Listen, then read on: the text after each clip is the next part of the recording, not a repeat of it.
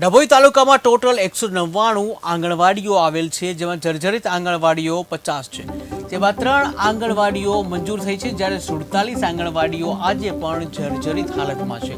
આંગણવાડીના ભૂલકાઓ અને બહાર બેસવાનો વારો આવ્યો છે એમને કે જ્યાં અન્ય સ્થળોમાં બેસવાનું રહેશે, ત્યારેના સવાલો ગ્રામ્ય લેવલે ઊભા થઈ ચૂક્યા છે. જ્યાં ડભોઈ જૂની માંગરોલ ગામે 15 જેટલા બાળકો ભયના ઓથાર હેઠળ પાયામાં અભ્યાસ કરી રહ્યા છે, કે જ્યાં આ અંગે અનેક સવાલો ઊભા થઈ રહ્યા છે.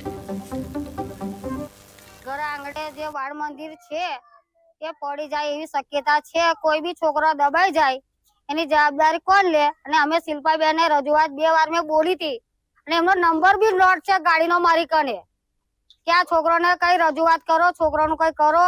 પણ શિલ્પાબેન જોઈને છોડા બેહી નહીં ગયા છે અહીં આગળ. પણ શિલ્પાબેન ને કઈ માંગ્યા છે અમે કે 2-3 વાર અમે કીધું કે આંગણવાડી કઈ હારી કરો, અહીં છોકરો રમતો નિશાન નો બાળ મંદિર નો છોકરો દબાઈ જશે એની જવાબદાર કોણ લેશે? એટલે શિલ્પાબેન ની ગાડીનો નંબર બી નોટ છે, શિલ્પાબેન ને પણ મેં નોટ કરેલા છે.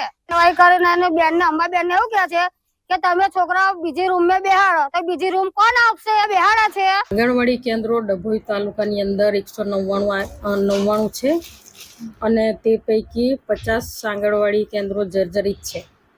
એમાંથી 3 મંજૂર થયેલ છે અને બાકીનાની કાર્યવાહી હાથ ધરવામાં આવી છે. 2 માસથી પંચાયતના મકાનમાં બાળકોને બેસાડવામાં આવે છે, પરંતુ ગામના વાલીએ આવીને પછી રજૂઆત કરીને પછી બાળકોને ત્યાં પંચાયતમાંથી ત્યાં જર્જરિત મકાનમાં લઈ ગયા અને પછી આવું બધું કંઈક પ્રશ્ન ઉપસ્થિત થયો હતો એવું મને ધ્વનિ સંદેશ દ્વારા જાણવા મળેલ. હાથ ધરવામાં આવી છે.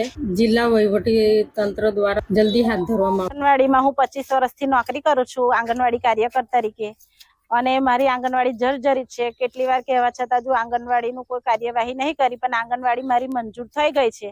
હવે થોડા ટાઈમમાં થઈ જશે એવું ઉપલે અધિકારીઓ કહે છે. હવે બાળકો હું હવે પંચાયતમાં હવે બેસાડું છું, પણ આંગણવાડી જોખમમાં છે એટલે હું પંચાયતમાં બેહાડું છું. આંગણવાડી અમારા મેડમ સુપરવાઇઝર નીરુબેને કીધું છે કે અહીંથી છોકરા તમે લઈ જાઓ, તો મેં પંચાયતમાં છોકરા લઈ ગઈ છું. મેડમ તો એવું કહે છે કે મંજૂર થઈ જશે, હવે થઈ જશે એવું કહે છે. ઘર આંગણે જે બાળ મંદિર છે એ પડી જાય એવી શક્યતા છે. કોઈ બી છોકરો દબાઈ જાય